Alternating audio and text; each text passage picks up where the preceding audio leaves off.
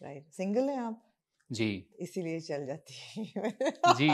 को वो मैंने कहा था ना कि शम्स के किरदार ने जी जी बड़ी गड़बड़ें की थी। जी। सो उस वक्त तक मैं सिंगल नहीं था, एंगेज था। अच्छा। जी। फिर उसमें उसमें एक मैं सीन सुनना था ना, चाहूंगी, अगर आप शेयर उसमें करना एक चाहें, मैं सीन ये था ना कहानी सुनना जिसमें, चाहूंगी। जी जी, उसमें एक सीन है ना जी जो मेरा किरदार जो है वो जुबैदा के साथ बराबर में लेटा हुआ है, जी जी। और हालांकि हम कुछ कर नहीं रहे, लेकिन उस सीन ने मेरी जिंदगी में बहुत कुछ किया। So this is the idea people. मुझे लगता है कि कुछ लोग, हम्म मैं आज़ाद ख्याल हूँ या मैं खुले दिमाग का आदमी हूँ, हम्म इसका हरगिज़ फैसला ये नहीं होता कि जो मेरे साथ होगा या होगी, हम्म चाहे तो मेरा दोस्त हो या मेरी मंगेतर हो या मेरी बीवी हो, हम्म, वो भी उतनी ही आज़ाद ख्याल बिल्कुल। हो, है ना।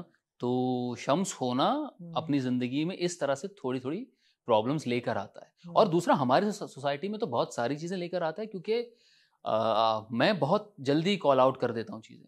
राइट। अगर हम 3 दोस्त बैठकर बात कर रहे हैं और एक शख्स ने, अब उन दोस्तों में ख़वातीन भी होती हैं, अब उसमें अगर कोई ऐसी बात कर दी जो मुझे पता है कि ये बहुत ही सेक्सुअली प्रॉब्लमैटिक बात है, हम्म तो मैं उसी को कॉल आउट कर देता हूँ हम्म कि मैं खातून से पूछ लेता हूँ, आपको प्रॉब्लम है इस बात से? Hmm and if she says yes, why didn't you say that? Hmm और आपको नहीं करनी चाहिए ये बात ना। मैं इस तरह का हम्म। थोड़ा सा आदमी हूँ। तो फिर जब सेट हमारे ड्रामे का सुना है कि वहां पे तो इनअप्रोप्रिएट बातें होती हैं काफी, ये इस अब नहीं, ओ यही यही तो कमाल बात है। मेहरीन जी के सेट पे ऐसी कोई बात नहीं होती उस थी। पे नहीं होगी। हाँ, आसिम अब्बासी के सेट पे ऐसी कोई नहीं बात नहीं होगी। होती, हाँ। You no. लेकिन किसी भी सेट में कभी भी कोई भी ऐसी बात होगी तो मेरे जो नाम के साथ हुसैन जुड़ा हुआ है वो उठ जाता है। वो कह देता है कि ओ भाई, this is not gonna work, हाँ। You know. और ऐसी ही मेरी तरबियत हुई है। हम्म तो इसलिए शायद, और इसलिए जो मैं कह रहा हूँ ना कि शम्स होना मेरे माशरे में थोड़ा सा प्रॉब्लमेटिक हो जाता है, क्योंकि वो टॉक्सिक मैस्कुलिन हीरो नहीं है। नहीं है, बिल्कुल भी नहीं था। वो एक, या वो एक अच्छा, वो अच्छा। एक नॉर्मल आदमी है, वो कोई कमाल आदमी भी नहीं है। लेकिन हमारा माशरा, सोसाइटी जो है वो इतना, अब तो लगता है कि नॉर्मल आदमी का जो फ्रेज है वो भी एक ऑक्सिमोरॉन टाइप जी जी नॉर्मली बन गया है। वो जी, नॉर्मल आदमी क्या होता आप है? सिर्फ सही तरीके से सांस ले तो लोग तारीफ कर लेते हो, हाँ भाई बिल्कुल। कमाल, ये तो सांस ले रहा सांस ले रहा है बगैर कुछ है। कहे। या बगैर प्रॉब्लम क्रिएट बगैर किए, सीटी पे जाए यू या नो। कोई सो बगैर प्रॉब्लम इसलिए क्रिएट मैं करे। शम्स को हमेशा एक नॉर्मल आदमी तस्वुर करता था। वो बाद में मुझे पता चला कि नहीं नहीं, ये तो आइडियल फिगर है लोगों आइडियल का। फिगर है, ये तो ग्रीन फ्लैग है। जी, अब है ना? रुस्तम पे आ जाएं फिर। जी रुस्तम की कास्टिंग पहले बताएं कैसे हुई, बिकॉज बड़ी इंटरेस्टिंग कास्टिंग थी। गो के हम पूरी उसमें देखते हुए अखाड़ा को ये सोचते रहे कि रुस्तम की नीली आंखें क्यों हैं। तो वो नीली आंखों का तो मैं मिस्ट्री जरूर आज मैं आपसे हल जी। कराऊंगी कि वो नीली आंखें कैसे हो गई। अच्छा, मुझसे पहले शायद कोई एक शख्स थे जो रुस्तम का कैरेक्टर कर रहे थे, हम्म, मुझे नहीं पता कौन थे। लेकिन एक स्पेल शूट हो चुका था 14-15 दिन अच्छा। का। फिर मुझे बुलाया गया। अंजुम साहब के साथ मैंने काम किया था अब्दुल्लापुर का देवदास में। बिल्कुल। उन्होंने उसमें मुझे देखा, हमारी बातचीत हुई थोड़ी सी, शायद मैं उनको ठीक लगा। और चूंकि हमारी इस बारे में भी बात हुई थी कि मैं एमएमए प्रैक्टिस करता हूँ, तो उन्होंने जब मुझे बुलाया और कहा कि भाई ये इस तरह का किरदार है, आपको करना है, और हमने फिर कैरेक्टर डिस्कशंस किए। हम्म मेरे पास कुछ वक्त था, शायद 4-5 दिन थे। हम्म हमने बातें शुरू की।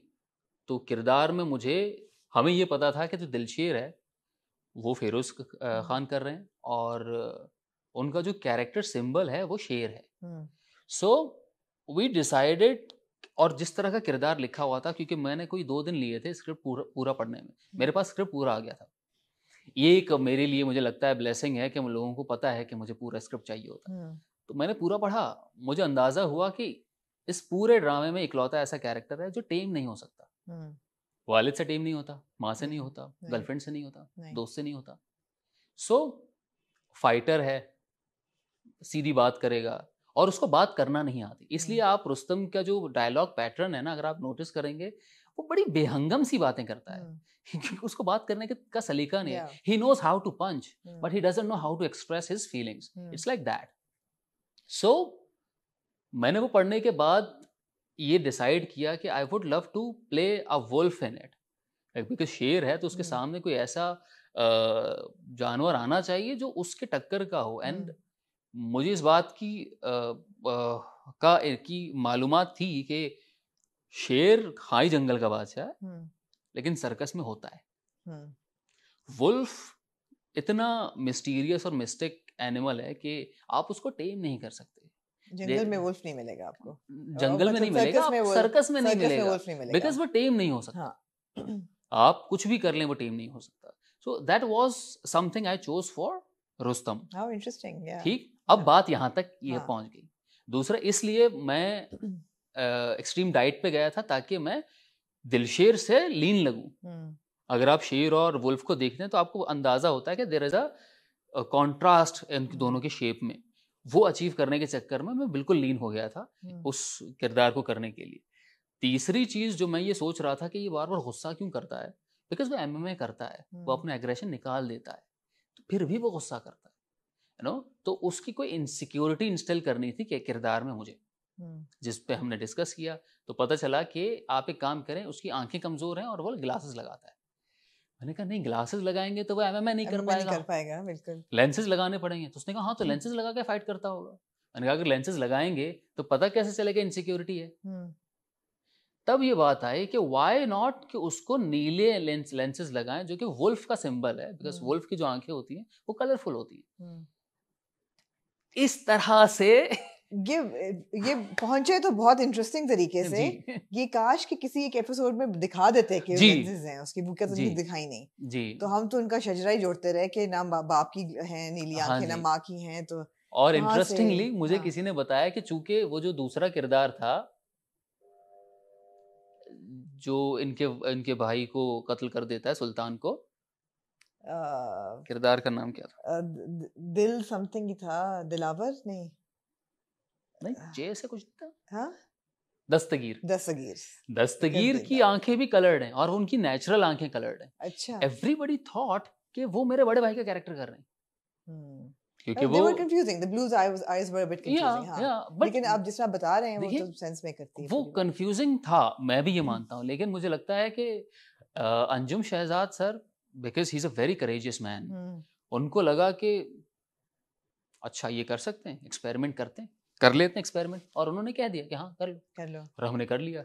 लेकिन यस, आई अंडरस्टैंड कि हमारे यहाँ इतना एक्सपेरिमेंट करने की जगह नहीं है। हाँ, आदत भी नहीं है ना देखने आदत की, भी नहीं है, व्यूअर को भी आदत नहीं है कि एक्सपेरिमेंटेशन की कौन सी हद तक जाएंगे जी। लेकिन उसके पीछे बैकग्राउंड ये था।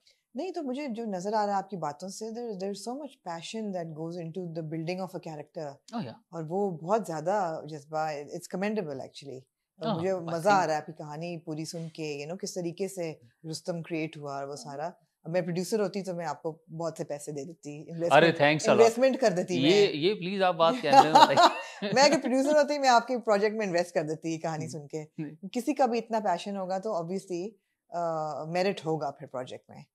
मुझे लगता है कि ये अदाकार का नॉर्मल काम है, यही तो हम करते हैं। और क्या ही आप मुझसे बोरियां थोड़ी उठवाती हैं। लेकिन आज अब काशिफ, आज अदाकार और भी बहुत कुछ कर रहा है, सिर्फ अदाकारी नहीं कर रहा। जो अदाकार है वो बहुत मल्टीटास्कर बन गया है। अदाकार जो है उसको अदाकारी तक महदूद नहीं रहना, और मेरे ख्याल है शायद फैंस या देखने वाले रहने भी नहीं देते। उस अदाकार को स्टार भी बनना है, अगर स्टार बन जाए तो सुपरस्टार भी बनना है। उस अदाकार को सोशल मीडिया इन्फ्लुएंसर भी बनना है। उस अदाकार को अमीर भी होना है, उसको ट्रैवल भी करना है। अगर वो ट्रैवल कर रहा है तो फिर उसको बिजनेस क्लास ट्रैवल भी करना है। तो एक अदाकार के ऊपर बहुत सारा बोझ आ जाता है, मैं बोझ ही कहूँगी इसको, जिससे अदाकारी थोड़ा सा बैकसीट ले लेती है और बाकी चीज़ें इन्फ्लुएंस करती हैं। इस सिनेरियो में आप अपने आप को कहाँ प्लेस करते हैं?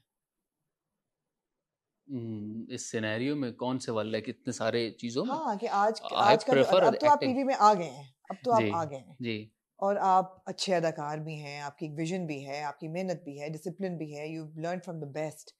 तो उम्मीद तो यही है कि भाई आपको वो वाले प्रोजेक्ट्स मिलेंगे अब, जो कि यू नो जिनके व्यूज होते हैं, जो लोग देखेंगे और जो आपको अप्रिशिएट करेंगे, आपको अवार्ड्स मिलेंगे। ये होना तो यही चाहिए, मगर उसके लिए ये सब कुछ करना भी ज़रूरी है, सोशल मीडिया भी करना ज़रूरी है, और अपने आप को मतलब है कि तो वहाँ आप कहाँ जाने को तैयार हैं? देखिए, मैं ये मानता हूँ, एक तो ये जो पिछली दफ़ा आपने मुझसे एक सवाल पूछा था कि